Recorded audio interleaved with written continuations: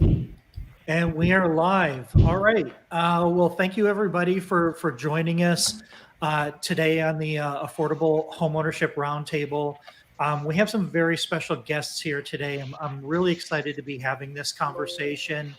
Uh, you know, really for full disclosure, Phil has been on the roundtable for a long time.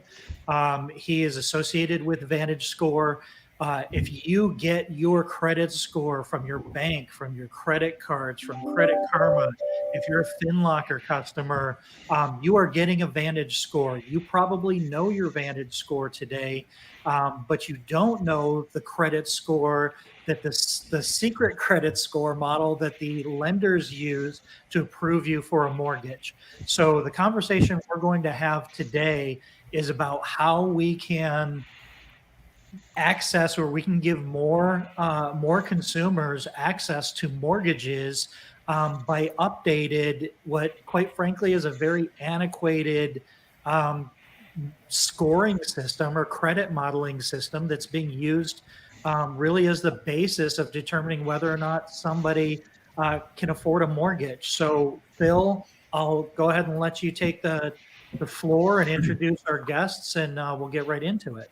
Great. Thank you, Scott. Welcome, everyone.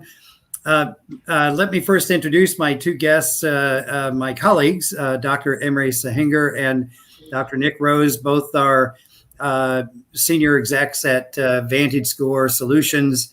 They're going to go through a presentation here to describe for you and us. We keep hearing this phrase in the marketplace, utilized by regulators and by politicians and many across the marketplace, that there are all these credit invisibles out there, people that can't get a credit score. Some say more than 45, maybe 50 million of them. And the reason we wanted to do this presentation today is so you can see the validation that VantageScore, in fact, can provide a credit score to most, if not all of them, but many of those people that are deemed credit invisible because they have to be forced to use a credit scoring model that is antiquated. And I think Emre and Nick are going to show you that in spades here. So without further, let me just turn it over to Emre and we'll go from there. Okay, thanks, Phil. Thanks for the opportunity to be part of this conversation. Obviously, credit scores are used broadly in the industry, not only in mortgage originations, in basically underwriting decisions for many financial products. Lenders rely on these scores as part of their overall underwriting process to determine who to approve, who to decline, what type of terms and conditions they provide. And even on an ongoing basis, as part of portfolio management activities, credit scores do get refreshed to get an updated view of the consumer. So in instances where a consumer does not have a credit score, that presents a significant hurdle for that consumer to have the opportunity to participate in financial services and access to credit. As Phil mentioned, in certain parts of the system, models that are used in place have been around for quite some time, and they are not necessarily reflective of how data looks, how consumers behave more recently. And I think that represents an issue, and that represents an opportunity by bringing in a more innovative model to allow more consumers into the overall process and give them the opportunity to be considered for various products. So just to put some numbers around that, when you look at the overall US population, there are about 328 million people in the United States. When we look at how many of these consumers are about aged 18 or older, you have about 255 million consumers. Now, conventional scores, these scores that have been used by, let's say, mortgage originators for many years, they can only reach to about 208 million of these consumers. So what that means is in their system, about 47 million consumers, nearly 48 million consumers are left invisible to these conventional models. And the reason for that is that these models have in place criteria that have been set up years ago that requires the consumer to have at least one credit account that's been open for more than 6 months, and that the consumer should also have an account that's been reported within the last 6 months. So those two criteria put in place actually results in exclusion of a significant chunk of the otherwise credit eligible population from the scoring process. Now, in our case, our algorithm can reach to a significantly larger number of consumers. We can actually score an additional 37 million consumers. So with VantageScore, we are able to provide an accurate and fair representation of credit risk through a score for about 96% of the population. Now, this incremental population that's visible to us but not visible to the conventional models are coming from consumer segments that have generally less information available on their credit files. So they tend to be either consumers who are young to credit, so they have only recent experience with credit, or they could be consumers who have been recently inactive with credit. So think about a scenario where you paid off your loans, you don't really like using credit, so you have a credit card sitting somewhere in a drawer, but you're not using it. So at some point, you basically fall out of the conventional model. So those consumers are part of this. And lastly, a riskier group, where we refer to as no trades. These are consumers who have no trade information, no account information on their credit files, but we can see that they had previously credit experience because we can see that they have collections. We can also see that they have been seeking credit. We see that they have inquiries, and sometimes they may have other public records on their files. But putting all of these populations together, it's not surprising that they tend to be higher risk. So in this chart, what we are showing is the score distribution for your sort of typical mainstream consumers, which are the blue bars, and this newly scorable consumers, this incremental 37 million consumers, which are noted in the orange lines.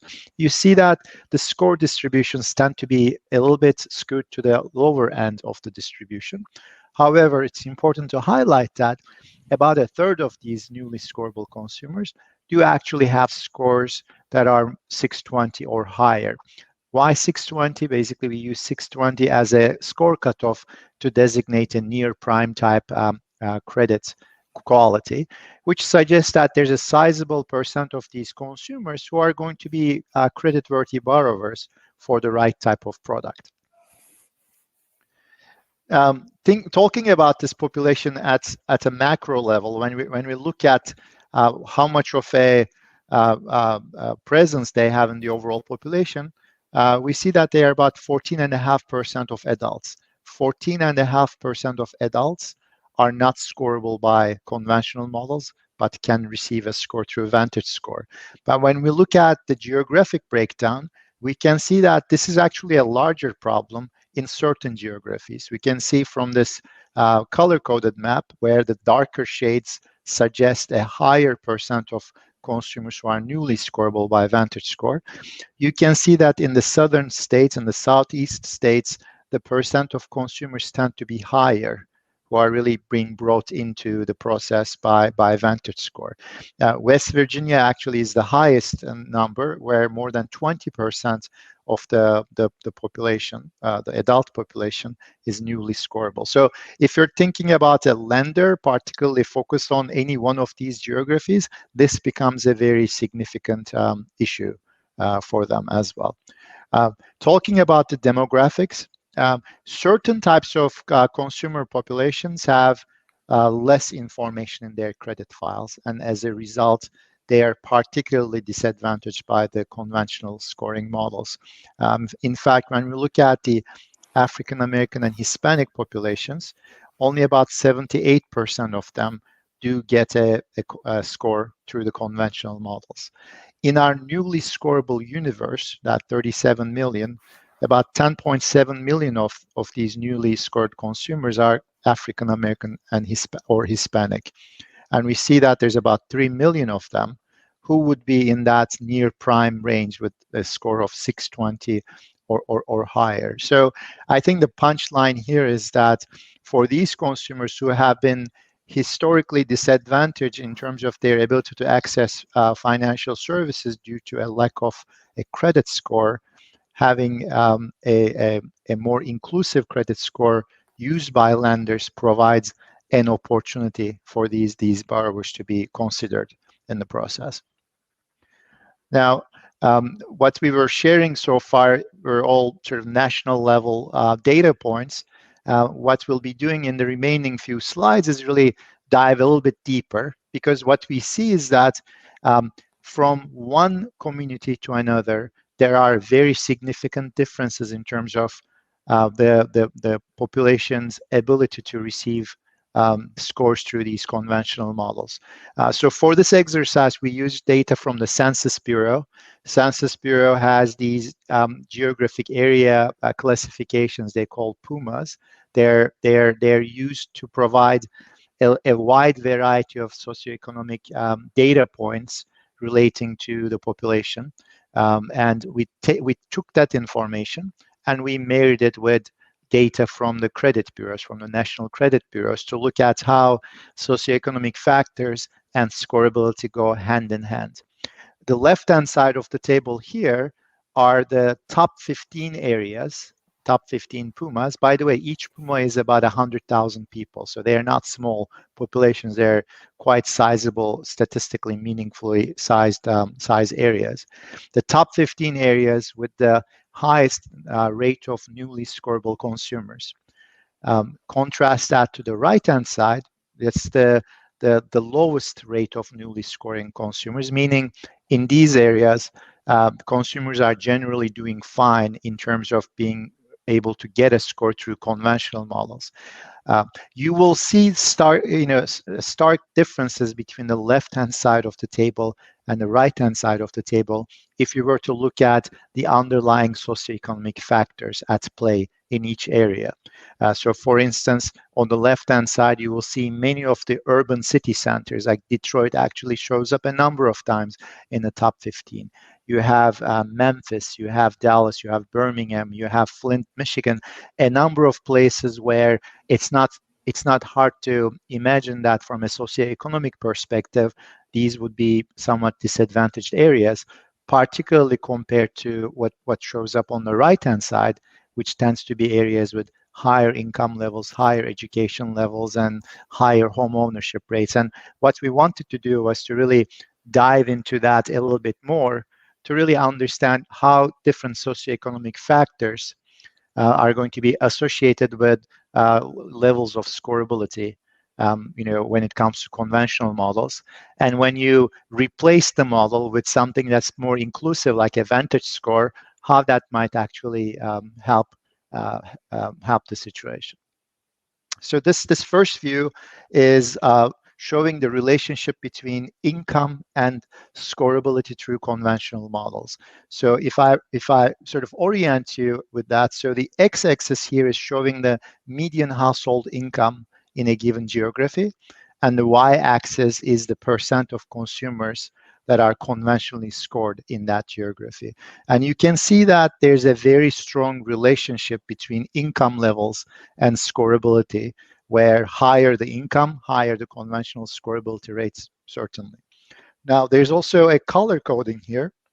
What I should say is that each of the dots are each one of the 2,400 or so different PUMAs, each areas, and the colors are representing their overall minority population representation. So in this case, in these few slides, we're looking at African American populations, for example. A green dot suggests that that area has a high concentration of African Americans, meaning more than 10% of the population is African American.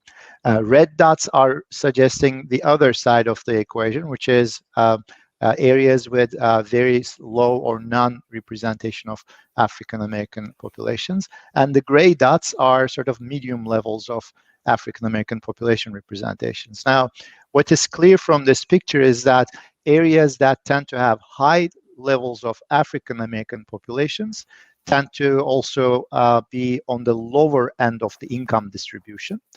And they will also have lower rates of scorability by conventional models. In fact, about 60% of areas with high African American populations are low income, and they also have low rates of scorability through conventional models.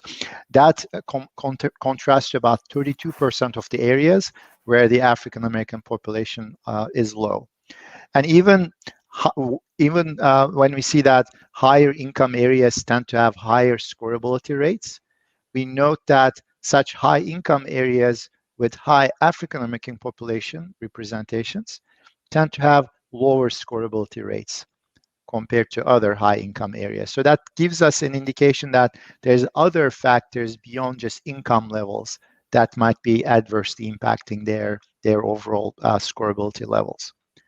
So flipping that same story, this time looking at the newly scorable percentages by income, looking at what percent of consumers in a geography, in a PUMA, are newly scorable by VantageScore, we see that the rate of newly scorables are actually higher in areas where the income levels are lower. So this shaded area here that I'm pointing to are areas where we see the largest impact, largest benefits coming through from a more inclusive model. Now, coincidentally, you will note that the frequency of these green dots are much more heavy in that part, meaning the minority-heavy populations, African American concentrated communities, are going to be most benefiting from this new algorithm, which is really giving an additional look for consumers in low-income areas. Moving beyond income, we also looked at a few other factors. We looked at, for example, how home ownership rates relate to scorability. In this chart, we are showing percent of consumers in an area who are renting. So think about the inverse of home ownership. So what we observe is that higher the rate of renters, we see that there's a greater chance of seeing more newly scorable consumers by VantageScore. So which means that if I take the converse argument, areas with high renter rates typically don't do well with conventional scores. So if you, by bringing in VantageScore into the mix, we can see that we're adding more consumers into the fold in those areas. And notice the differences in the green dots and the red dots. Again, green dots are representing areas where African American population representation is higher. That suggests that this more inclusive model and its benefit to populations who are more renters are going to be most impactful for communities where there's a higher minority representation, because minorities tend to live in areas that typically have higher renter percentages. So there's definitely going to be a disproportionate benefit for consumers who have been historically disadvantaged by the conventional processes. College graduation, no surprises here. You see a picture which is very similar to the case of the income relationship, because college education is highly correlated with income. What we are seeing is that there are more newly scorable consumers in areas with lower college graduation rates. Again, benefiting communities, particularly with minority representation, because their overall education levels tend to be lower. Half of the areas with high African American populations do have lower college graduation rates, and also have higher rates of newly scorable consumers. This is about 50% of those populations. This compares to about only a third of the areas where we see that African American population representation is low. Again, benefit is more towards the minority populations, or emphasized for the minority populations. Lastly, we also wanted to understand how the consumer's ability to access to a brick and mortar bank branch in their community may be related to their ability to receive a score. So we looked at data from FDIC, which has the number of bank branches in a particular area. We married that with the data that we already have to basically get this picture. What we are seeing is that there are the newly scoring consumers in areas underserved by brick and mortar banks, or actually there's more of those, and that's obviously representing an opportunity for targeting these consumers for mainstream credit products. The pattern of the dots suggests that the relationship is not as strong as would be in the case of, for example, income or education, but we still see a relationship, and equally importantly, we also see distinct patterns between high African American concentration and low African American concentration areas. Again, the green dots, high African American areas, are typically communities with less access to brick and mortar banks. Nearly 40% of the areas with high African American populations have less access to banks compared to, in contrast to areas with low African American populations. They tend to be more skewed towards areas where the bank services are reasonably strong. So that's all great. We basically show all of these relationships between one socioeconomic factor and scorability. We see that income and home ownership and education and access to financial services all play a role. We see that race plays a role, but we wanted to bring all of these pieces of information together to really see collectively what type of a story they tell. And we also wanted to understand the effect of one of these factors after controlling for all the other factors, to really understand marginally what each factor is driving in terms of the story around the scorability. What these data points and these graphs are showing is that out of all of these factors that we examined, income has the most significant effect on conventional scorability, even after controlling for all other factors that we studied. We also see that race and ethnicity, African American and Hispanic concentrations in an area, do have a significant effect in explaining scorability differences, even after controlling for income and other factors. We also note from the data and the models we've estimated based on this data that areas with higher renter rates, as well as areas with lower access to financial services, after accounting for all the differences in income and race and everything else, do still have a marginally lower level of conventional scorability.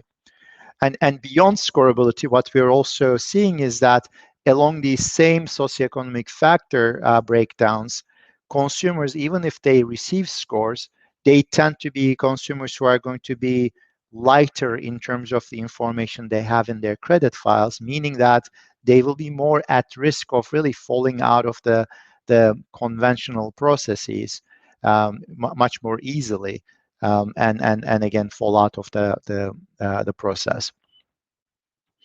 And one thing that was important for us to highlight is that collectively, these factors that we studied as part of this research explain more than 70% of the variability in scorability. That's pretty significant. By only these 4 factors, you can basically tell more than 70% of the story of why somebody has a score versus somebody does not have a score by a conventional model. And if you happen to be living in a community where each of these socioeconomic factors are working against you, meaning if you're coming from a low-income area, if you happen to be coming from a minority background, or you live in an area where minority populations are higher, if you're a renter versus homeowner, if you have more limited access versus having good access to financial services, each of these factors have a compounding effect on your ability to receive a score through conventional models. In fact, based on our model results, if all of, if you think about the least favorable state of each of those factors and compare them to the most favorable state, we can see that consumers coming from the more disadvantaged areas would have only about a third of the odds of receiving a score by conventional models compared to the consumer coming from a more healthy socioeconomic background. Now, why we're talking about this? Because we believe that having no credit score in itself is a self-reinforcing negative cycle. If a consumer does not have a credit score, the consumer does not gain access to mainstream credit products, or even if they do, they get really unfavorable terms and conditions. They might be moving to more the predatory lending type products. They might be doing alternative types of financing. All of that puts additional strain on the personal finances of these consumers, which then increases the likelihood that they will not be able to keep up with these obligations. They will have a higher likelihood of defaulting on their debt, and that will put them even farther away from the overall system. We believe that the way to break this negative cycle is to provide to each consumer a fair and accurate credit score so that they can understand where they fall in that overall sort of range of scores. They can perhaps gain access to responsibly underwritten credit for them. Even if they can't get that access immediately on day one, they would at least have a better understanding of how they may improve their chances of getting there. And with time, they can build their credit history, they can build their experience and understanding of how credit scores work, how finance works, and that will in return improve their ability to service their debt. They will be able to show positive behaviors, and that over time will improve their access to even more sophisticated, more broader set of credit products. But having a score sets them up and lets them start from one point and move forward from there. So we believe that that's an important element that needs to be there for consumers, particularly historically disadvantaged consumers, to really provide more opportunities to participate in mainstream financial services. So I think that's our presentation for today. Happy to discuss further. A piece of it that is really important for, Scott and I are in the mortgage industry. Phil's background is in that. So we think of this in terms of that mortgage lens. And historically, whenever the government gets involved and wants to expand access to homeownership, their only tool or that they've ever come up with is reducing credit standards.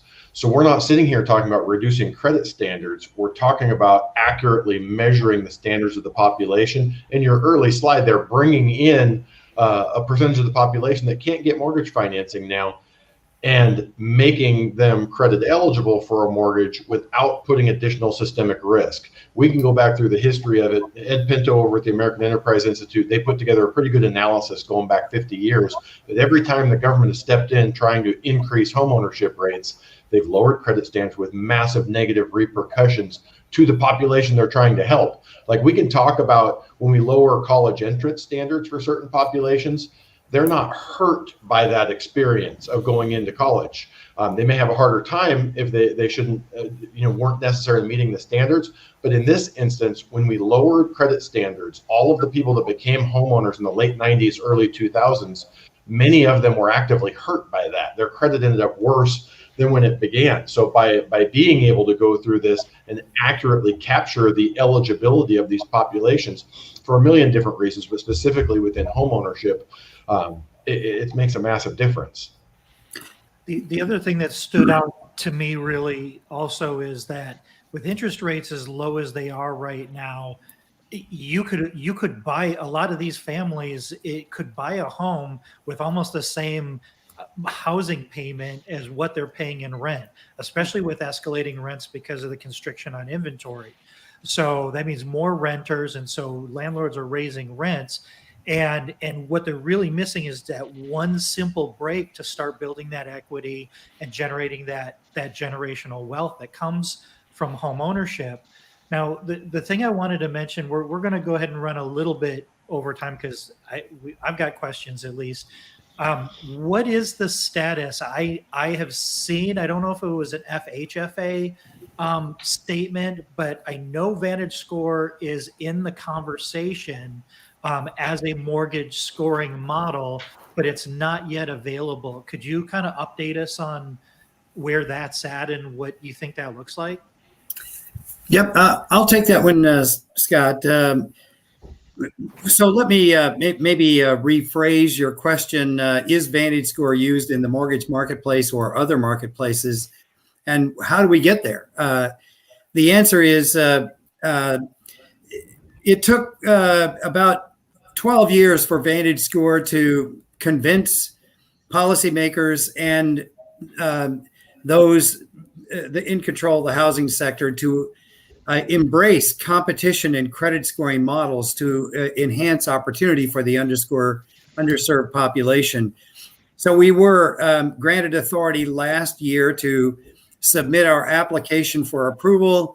That application is being, the first part of that approval process is the model examination phase, and we passed that phase with flying colors. We were notified of that in roughly July of this year. They're in the second part of that assessment, which is a much more qualitative analysis, and that's underway right now. But we fully expect that within the next few months, we are going to be given the green light to compete fully in the mortgage marketplace. That's the only place we have a restriction. The validation of that, I'll just give you the statistics. Over a 12-month period recently, VantageScore, we have the analysis that VantageScore was utilized 12.3 billion times by sources needing to use a credit score, including 2,200 lenders of America that have already gone through the process of examining VantageScore against other alternatives and selecting that score as the most, best in class for credit risk management, et cetera, and for expanding opportunity outreach to the underserved market. So for credit cards, auto loans, student loans, personal lines and loans, and other things, it is widely used and widely accepted. And we expect the same thing will happen in mortgages. As soon as we get the green light, full green light approval, we're halfway there, and we should be getting it soon. I might just mention one more thing. Emre and Nick have done such deep work on all of this. We have the same data that they presented today on African Americans. We have the same data for Hispanics.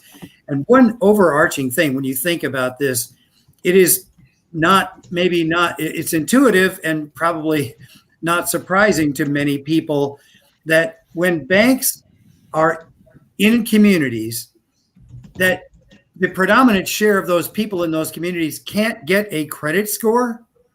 They can't make loans to them. And if they can't make loans to them, they can't make profits. And if they can't make profits, they close the branches. It's a real self-fulfilling prophecy.